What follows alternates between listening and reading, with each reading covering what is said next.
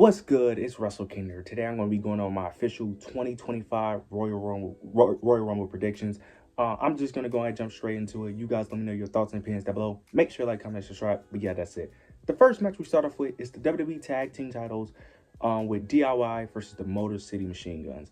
This has been very interesting. The tag team division has really been picking up on SmackDown with the recent heel turn with DIY, with the story of Johnny Gargano being friends with Motor City Machine Guns, but eventually betraying them to eventually ends up winning tag team gold with his best friend Tommaso Ciampa. I really love the story they've been telling here. It is a 2 out of 3 falls match as well, and the fact that this story was warranted a PLE spot is crazy because the tag titles have not been defended on a PLE since WrestleMania 40. So the fact that they even got on a pay-per-view is very shocking. But this match should be an absolute banger. I have high expectations for this match. This match, hot take, this match can be match of the year, could be a contender for match of the year. It really wouldn't shock me if this was the best match on the card. That's how great these two tag teams are with Motor City Machine Guns and DIY. Like, I'm expecting this match to be an absolute banger. I do expect DIY to retain the WWE Tag Team Championships. I think it makes sense for them to continue the story because all of the tag teams in the SmackDown roster, they all revolve around DIY. All of them revolve around DIY and their attack on the Street Profits. So I think you need to drag this story out a bit, get them more involved, and then eventually, and plus I think DIY needs a convincing win because I don't even think they even won a match as tag team champions. I don't even think they had a title defense yet, if I'm not mistaken. I could be wrong, but I don't remember them having like a title defense or anything. So I do think they need that moment to define them and define their championship reign. And I think this is the moment right here. So I do have DIY retaining and still being your WWE Tag Team Champions. The next match on the card, we have Cody Rhodes versus Kevin Owens for the WWE Undisputed Championship in a ladder match. I have really been loving the story they have been telling with this, with, not Cody Rhodes, Kevin Owens feeling betrayed by Cody Rhodes, with him teaming up with the Bloodline, helping Roman Reigns. I've been loving the story they've been telling. I love the KO heel turn. They've been telling a great story, but it's very obvious who's winning.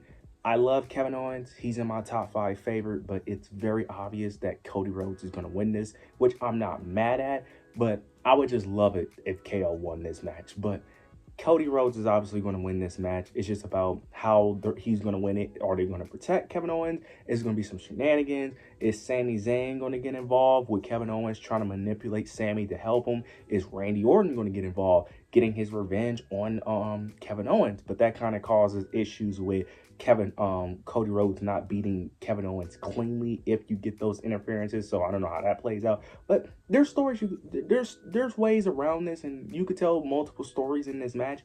I do think Cody Rhodes retains. It's just about how he retains. Will it be Sami getting involved? Will it be Sami portraying KO, not helping him? Or will Sami actually try to help KO, but then Randy comes out, takes out like, there's multiple things you could do, but I do think Cody Rhodes retains. Yeah, I'm not going to go too deep into this match because, like I said, I don't feel really confident in those two answers with Sami and KO coming out. Sami and Randy coming out, because they could not come out at all in that match either. They could just come out in the Rumble. But, yeah, I'm going to stick with Cody Rhodes retains, and I can't even speak. Cody Rhodes retains, and he is going to be still your WWE Undisputed Champion. Now we get the Women's Royal Rumble.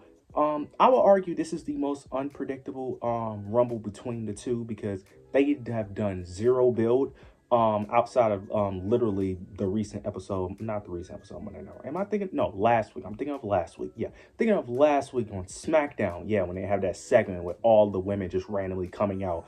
Yeah, they have done little to no build. So, yeah, this is very tricky on who's going to win this match. But I'm going to start off with some of the returns who I think are going to return. I think Alexa Bliss will make her return in the Royal Rumble. Now, I've heard rumors of them not having plans for her having contract issues. I've heard those rumors. I don't know how true they are. I'm just going to assume she's going to make a return. I don't have the highest hopes, but I just think it's long enough. I think now will be the perfect time for her to make a return, get a huge pop, but I'm not the most confident. I do think Asuka will make a return from injury. With her returning with Damage Control. Now, maybe you return her with Kairi Sane as well, reformed with Kabuki Warriors. I don't know. I don't think she's winning the Rumble, but I do think she makes her return in the Royal Rumble. I think Jade Cargill also makes her return to Royal Rumble, playing the story of who attacked Jade Cargill.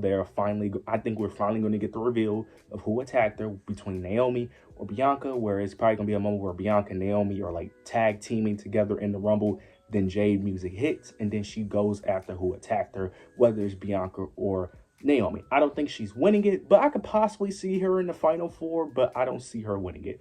Now we get Becky Lynch, who I also think is going to make a return, who is actually one of the people I think can actually win this. If she's my pick, I'm very iffy on it because I can see her winning it, but I also can't see her winning it at the same time. So it's very iffy, but I do think she also makes her return as well. Also, I think Roxanne Perez will also make a surprise entrance as well, especially with her feud with Bayley, with the story they've been telling with Bayley. I think they're going to lead into that.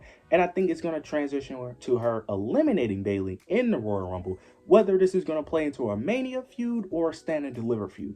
I hope it's a Mania feud. I feel like that's the whole purpose because Roxanne Perez doesn't need to be in NXT anymore. She's main roster ready. She's been main roster ready. And it's time. Get the crowd to know who she is, build the feud. But I can see them easily pushing this to Stand and Deliver instead of WrestleMania. But I think Roxanne Perez will make her not her debut, but make a surprise Rumble appearance and ends up eliminating Bayley from the Rumble. The final surprise entrant for the women is Jordynne Grace. I think Jordynne Grace, of course, is officially going to be in the Rumble. It is confirmed that she has signed with WWE, so I think it's very obvious she's going to be in the Rumble. And I'm very high on Jordynne Grace, and I'm very high on her, and I think she's possibly going to be in the Final Four as well. Now we're going to get to the Iron Women of the match. I think it's going to be two women who are going to be an Iron Woman of this match. I think it's going to be Charlotte Flair, and I think it's going to be Liv Morgan. As much as I don't like Liv Morgan, I think it's very obvious that she's probably going to be one of the final people in the match. I think it only makes sense with the way they're booking her. I don't see her winning it because it would just be stupid for her to win because the obvious person she would face is Rhea Ripley. And if you were going to do that, you could have just kept the title on her. But yeah, I don't see her winning it. She's probably just going to be a runner-up again. But yeah, I would be lying if I said that it would shock me if she's like lasting an hour in the match. It really wouldn't shock me. The other person I think is going to last a very long time in this match is Charlotte. I think the fact that they announced her return tells me that she's going to be an early entrant in the match, which tells me that she's probably going to last a very long time because I don't see her getting eliminated until the Final Four as well. Now we get to the final four women who I think are going to be the last four women standing. The last four women I have is Charlotte Flair, Becky Lynch, Liv Morgan, and Jordynne Grace. Now you can swap out Jordynne Grace with possibly Io Sky, but we all know how I feel about Io Sky. I just don't see... I see her being in the Final Four. I can definitely see it. Her winning it, highly doubt it. Well, I'm not going to say highly doubt it because I ain't going to lie.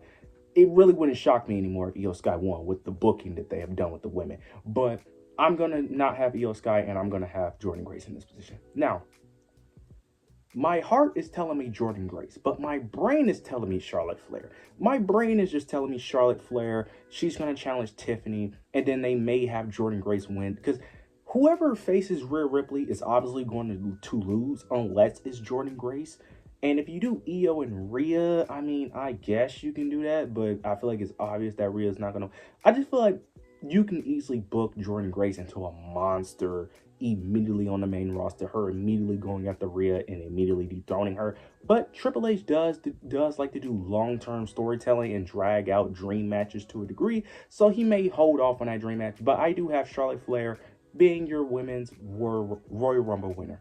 Now we got to the men's Royal Rumble, the one that I am the most excited about, the one that been telling a great story with all the main participants.